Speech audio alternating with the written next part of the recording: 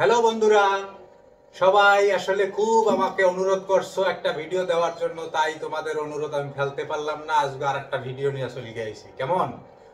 তো আজকের অনুরোধের ভিডিওটা হয়েছে, আমি আজকে বিরিয়ানি খাবো।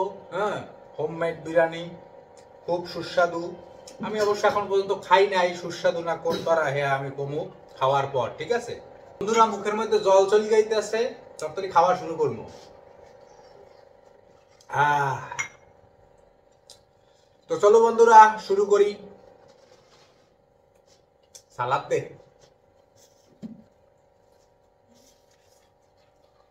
হুম। বন্ধুরা, এটা বিরিয়ানির মরিচ। তোমরা অনেকেই বিরিয়ানির মরিচ খুব পছন্দ করো, আমি জানি।